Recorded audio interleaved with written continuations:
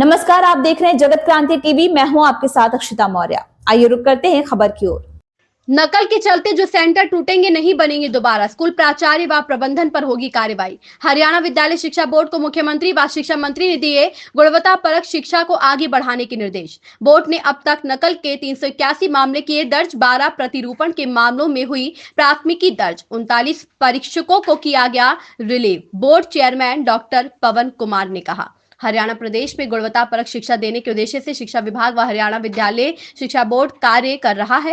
वर्तमान में चल रही हरियाणा विद्यालय शिक्षा बोर्ड की 10वीं व 12वीं की परीक्षाओं में पारदर्शिता बनी रहे व नकल रहित परीक्षाओं का संचालन हो, इसके लिए मुख्यमंत्री नायब सिंह सैनी व शिक्षा मंत्री महिपाल ढांडा ने शिक्षा बोर्ड अधिकारियों से विशेष बैठक कर गुणवत्ता परक शिक्षा देने को लेकर निर्देश दिए तथा नकल जैसी बुराई को परीक्षाओं से दूर रखने की बात कही है। यह बात हरियाणा विद्यालय की शिक्षा बोर्ड के चेयरमैन प्रोफेसर डॉक्टर पवन कुमार व बोर्ड सचिव डॉक्टर मुनीश नागपाल ने बोर्ड परिसर में पत्रकार वार्ता के दौरान बताया। इस मौके पर बोर्ड चेयरमैन व सचिव ने बताया कि अब तक परीक्षाओं में नकल के अब तक 381 मामले दर्ज किए गए हैं तथा 12 प्रतिरूपण के मामलों में प्राथमिकी भी दर्ज कराई गई है। इसके साथ ही नकल के मामलों में संलिप्त प्रशिक्षकों को न केवल रिलीव किया गया है बल्कि उन पर विभागीय कार्रवाई के लिए भी बोर्ड द्वारा लिखा गया है। उन्होंने बताया कि 226 फ्लाइंग स्क्वाड भी नकल रोकने के लिए लगाई गई है। उन्होंने साफ किया कि हरियाणा विद्यालय शिक्षा बोर्ड नकल को लेकर पूर्णतया सख्त है तथा नकल के मामलों में संलिप्त लोगों से सख्ताई से निपटा जा रहा है।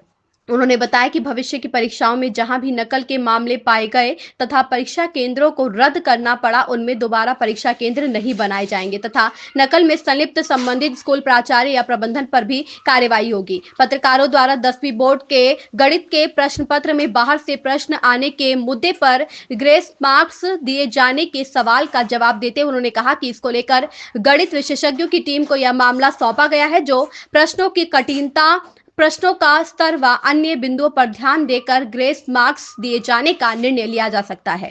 भिवानी से सोमवीर शर्मा की रिपोर्ट। कब परीक्षा रहेगी, क्या शेड्यूलिंग उनकी रहने वाली, कब तक फाइनल कर लिया जाएगा? ये एक आम रूटीन का सिस्टम, जैसे आप सभी को पता है कि बीच में कोई दूसरी परीक्षा को डिस्टर्ब करते हुए ऐसी परीक्षा नहीं करवाई जा सकती है। जैसे ही ये हमारी परीक्षाएं 29 मार्च को खत्म हो जाएंगी सीनियर सेकेंडरी स्तर की, उसके बाद सीनियर सेकेंडरी की जो परीक्षा रद्द हुई है उसका हम शेड्यूल अलग से जारी करेंगे, जो कि लगातार ही होंगे, ज़्यादा गैप बीच में नहीं होगा। इसी प्रकार सेकेंडरी स्तर की जो परीक्षाएं हैं जहाँ कहीं रद्द हुई हैं वो 19 मार्च के जैसे आखिरी परीक्षा हमारी है, उसके बाद वो नया जो शेड्यूल है रद्द हुई परीक्षाओं का वो जारी कर दिया जाएगा, जो कि आमतौर पर डिस्ट्रिक्ट हेडक्वार्टर पर होगा। सर, तुलनात्मक तौर पे देखें 381 मामले जो है दर्ज किए गए हैं मतलब नकल के, पिछले वर्षों के तुलनात्मक तौर पे कितना आप इसमें कोई इजाफा हुआ है, कमी आई है, क्या मानते हैं? देखिए, इसमें काफ़ी कमी आई है और कमी का मुख्य कारण जहाँ तक मुझे लगता है वो है हमारे माननीय मुख्यमंत्री जी का जो निर्देशन है, जो उनका परीक्षाओं के प्रति एक वचनबद्धता है, वह मुख्य इसमें मैं कारण मानता हूँ। सर, टोटल एफआईआर कितनी है प्रदेश में? अब तक टोटल प्रतिरूपण के केस 12 मिले हैं जिनके अगेंस्ट एफआईआर हुई है। इसी तरह से कुछ एक जो केंद्र आप ये कहिए कि डिस्टर्ब जो थे परीक्षा केंद्र, उनके विरुद्ध एफआईआर लॉन्च हुई। मैं बताना चाहूँगा कि प्रारंभिक तौर पर कुछ ऐसी घटनाएं हुई, उसके बाद हरियाणा विद्यालय शिक्षा बोर्ड ने, जिला प्रशासन ने, पुलिस ने, अध्यापकों ने और सभी ने मिलजुल कर काफ़ी अच्छा कार्य किया, मैं माना उसके बाद।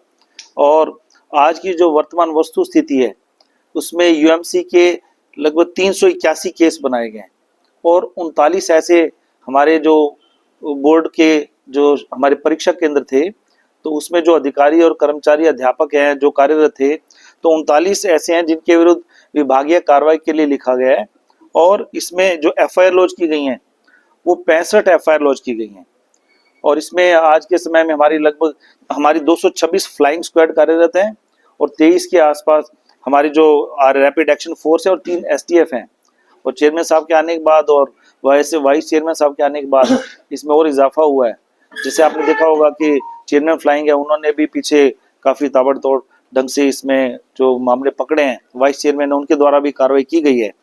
तो इसमें आप देखते हैं कि लगातार हमारे जो secretary board of school education Haryana की जो टीम है, उन द्वारा भी लगातार ताबड़तोड़ सीरीज में, चेन में जो ये कार्रवाई की गई है।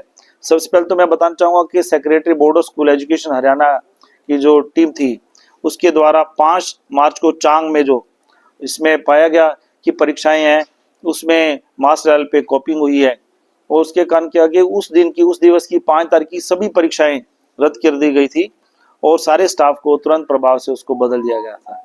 उसके बाद देखेंगे एक सीरीज है, हमने कोई भी दिन ऐसा नहीं है जिन कार्रवाई नहीं की और एक हमने समाज को ये संदेश देने का काम किया। 7 तारीख को इसी फ्लाइंग ने शामड़ी गोहाना में 7 मार्च को देखा कि हमने सिर्फ परीक्षा केंद्र पर ही नकल को नहीं पकड़ा, हमने कहा कि परीक्षा केंद्र में हम किसी के पर नकल नहीं होने देंगे, परीक्षा के बाहर भीड़ नहीं होने देंगे, और परीक्षा केंद्र के बाहर कहीं पर भी कोई भी व्यक्ति है, कोई भी आदमी है, कोई भी एकेडमी है, कोई भी व्यक्ति है, कोई भी महिला है, कोई भी पुरुष है, बैठकर भी कोशिश कर रहा है, नकल करवाने की कोशिश कर रहा है, हम उसके घर तक जाकर हमने उनको पकड़ा, हमारी टीम ने उनको पकड़ा, उनके मोबाइल है, नोटबुक है, उसको बरामद किया और उनके विरुद्ध FIR नंबर 78 शामड़ी में, उसमें गोहाना में हमने इसकी दर्ज करवाई। तुरंत प्रभाव से SDM है, उनको मौके पर भेजा, ECP है तुरंत वहां गए, SHO तुरंत वहां गए। हमने कहा नहीं, परीक्षा केंद्र के अंदर नहीं, परीक्षा केंद्र के बाहर नहीं, किसी भी स्थान पर जहां भी होगा हम वहां पर जाकर कार्रवाई करेंगे।